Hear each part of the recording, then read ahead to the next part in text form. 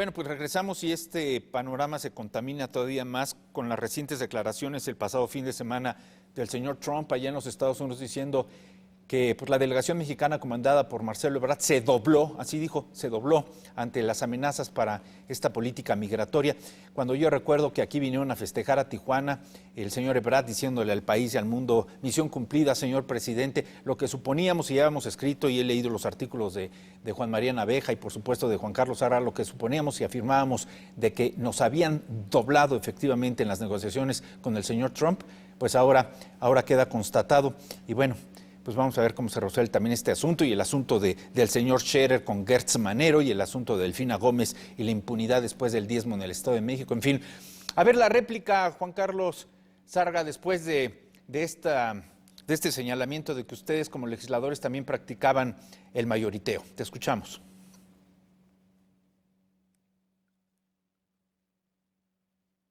A ver, creo que tenemos un problema ahí de contacto. Ahorita restablecemos con Juan Carlos Sarga. Juan María, todos estos asuntos que acabo de mencionar están complicando severamente el panorama político y la estabilidad y credibilidad en el gobierno. Carlos, fíjate qué triste que tengamos un presidente tan ignorante. Y nosotros tenemos buena memoria, porque tú te vas a acordar que de las cosas que se dijeron desde el primer momento es que la Guardia Nacional estaba desplegando 25,000 elementos a la frontera sur y que fue a raíz precisamente de la amenaza de Donald Trump de aplicar aranceles, y no dijo que a todos los productos, porque ahora en esa declaración que formuló en Ohio el fin de semana, él decía, les amenacé con ponerles aranceles a todos los productos. No, amenazó concretamente con metales para poder hacer esa presión en contra de México, y rápidamente respondió. Aquí lo que estamos viendo es que dónde está el compromiso de López Obrador, que incluso lo puso por escrito diciendo que obligaría a Trump a respetar a México. ¿Y cómo? Si hasta vimos que casi fue de rodillas a la Casa Blanca en el momento en que Trump le pidió que fuera a apoyar su campaña electoral, y hoy todavía lo dice. A mí me cae muy bien Trump. Pues no puedes entender cómo un tipo que puso en riesgo a todo el país, incluso de un golpe de Estado, y estás teniendo diferencias con un presidente que es demócrata, no solamente por el partido al que representa, sino por la forma en que viene procediendo, en que viene actuando. No entiende uno este tipo de cosas, y te decía que el presidente llega a tal ignorancia que convoca a 40 millones de mexicanos a que vote en contra del gobierno de Joe Biden. Por favor, Carlos, un problema que tenemos es que tenemos una gran cantidad, millones de mexicanos sin documentos, millones de mexicanos que no tienen la posibilidad de votar, y los que ya tienen posibilidad de votar, quién sabe en qué andan. Pues estos golpes directos que le están dando a los dos precandidatos, corcholatas, le dice el señor López Obrador, que ha destapado para la presidencia como Claudia Sheinbaum o Marcelo Ebrard, siendo severos. Sheinbaum y Ebrard vinculados a la tragedia de la línea 12 del metro. Sheinbaum perdiendo la mitad del Distrito Federal en las elecciones intermedias, y ahora las declaraciones del amigo Trump creo que no le beneficia nada al señor Ebrard por el asunto de Isabel Arvide, el asunto de Panamá, las acusaciones contra España, contra Estados Unidos, en fin. Juan Carlos, ya te recuperamos. A ver, por alusión personal, ustedes practicaban el mayoriteo en el legislativo. Defiéndete. Bueno, inicié mi participación comentando que el principio de mayoría es un principio legítimo y legal en toda práctica democrática. El problema viene, Carlos, cuando este principio de mayoría se vuelve un mayoriteo. ¿Y qué debemos entender por mayoriteo? Bueno, cuando el grupo parlamentario que tiene la mayoría de votos se cierra a cualquier opinión disidente o cualquier opinión contraria a su proyecto político, y en ese momento se acabó el debate. No hay debate, no le modifican ni una coma a las iniciativas que manda el presidente, y esto lo observamos los primeros 3 años del gobierno de López Obrador. Ahora, el principio de mayoría no es un principio que esté mal de origen. Lo que está mal es que ese principio se pervierta por intereses políticos mezquinos, y entonces se vuelve en un mayoriteo que no beneficia a nadie y que lo único que ocasiona, Carlos, es debilitar a la democracia. Y la democracia de México, recordemos que es una democracia que apenas está naciendo. Nos costó prácticamente 2 siglos, Carlos, el poder llegar a donde estamos.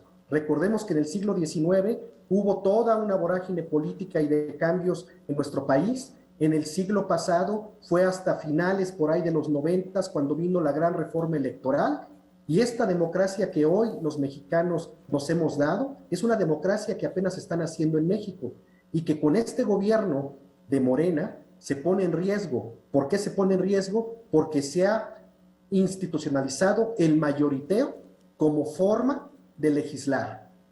Y la verdad, Carlos, no se legisla, simplemente se aprueban los caprichos del presidente. ¿Qué es lo que pasa cuando se necesita la mayoría calificada? Entonces ahí sí la oposición organizada tiene voz y voto, hace valer sus votos. Y un dato muy importante, Carlos, que es un tema que debe de estar en el debate político. Hay sobrerepresentación de algunos partidos políticos en el legislativo. Morena ganó con 30 millones de votos. Y si tú me apuras en números cerrados, hubo 70 millones de mexicanos que no votaron por Morena.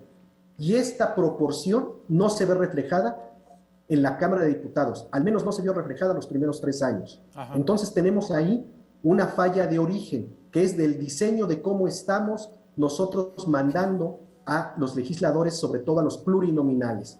Habría que revisar claramente esas fórmulas de asignación para que ningún partido esté sobrerepresentado y de alguna manera esto que pueda inhibir el mayoriteo que se da como una práctica desleal en los congresos, tanto en el federal como en los congresos locales. Oye, pues hay quien se aventura, hay quien pronostica que probablemente para el 24 2 partidos puedan perder el registro, precisamente por ser bisagras, como es el PT y el Verde Ecologista, que por cierto el Verde ningún pronunciamiento en defensa de la selva maya se le ha visto.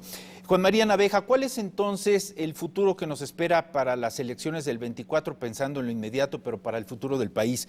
¿Vamos a oscilar como país, como nación, entre consultas, festivales, acarreados y abstención? ¿Esa va a ser nuestra fórmula para decidir el futuro nacional? Yo creo que no, yo creo que esto que sucedió la semana pasada le advirtió a la ciudadanía que si se organiza, si hay una buena movilización, olvídate ahorita de candidatos porque es lo primero que sale, ¿no? Ya ves, el presidente hasta cómicos, comediantes menciona como si no hubiese más mexicanos con posibilidades de llegar a la presidencia de la República. Si se consolida realmente un frente cívico nacional, como lo están tratando de constituir los partidos, los ciudadanos, las organizaciones de la sociedad civil, habrá mucho margen para poder dar un giro, un vuelco a todo eso, porque además es indispensable. Carlos, yo no encuentro algo más antidemocrático que lo que decía Juan Carlos al principio del programa, que no reciban medicamentos las personas. No hay algo más antidemocrático que las mujeres no puedan salir a caminar sin poner en riesgo su vida. Eso es verdaderamente atentar contra una democracia en la cual estamos trabajando, en la cual hemos tratado de construir a favor de los jóvenes y a favor también de los viejos, de todo mundo. ¿Estarías de acuerdo, Juan María, entonces, que este ejercicio de la consulta para la revocación de mandato que quisieron confundir con ratificación del mandato, estarías de acuerdo que lo que hizo fue consolidar la fuerza de la sociedad y consolidar la fuerza de la oposición? Finalmente eso fue lo que ocurrió, mi querido Carlos, porque vamos sacando los que no fuimos a votar. Estamos hablando de que más de 80 millones de mexicanos no acudieron a votar como una respuesta clara a decir no estoy de acuerdo contigo. Entonces este proceso de ratificación que fue un capricho del presidente de la República abrió los ojos también de muchos ciudadanos, de los propios partidos políticos, y que pues vamos a ver también cómo se comportan los dos temas que siguen, el de reforma electoral y el correspondiente a la Guardia Nacional, que son dos temas en donde la oposición tendrá que hacer valer otra vez la integración de una oposición, de un grupo que puede frenar las modificaciones constitucionales. Lo que podríamos afirmar los tres es que discrepancia política no significa traición. ¿Estarías de acuerdo, Juan María? Completamente de acuerdo. ¿Estarías de acuerdo, Juan Carlos? Totalmente. Disentir es fundamental en un Estado democrático. Muy bien. Pues Juan María Naveja, Juan Carlos Arra, me felicito. Nos han ilustrado, nos han educado en materia política como siempre lo hacen. Muchísimas gracias. Al contrario, un placer. Gracias, Juan María Naveja. Como siempre, Carlos. Juan Carlos Arra, gracias y muy buenas noches.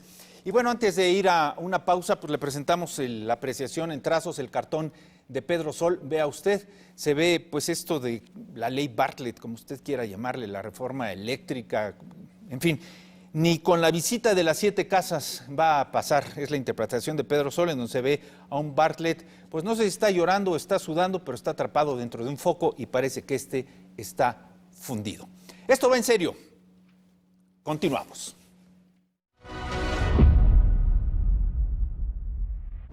Estás viendo Va en Serio.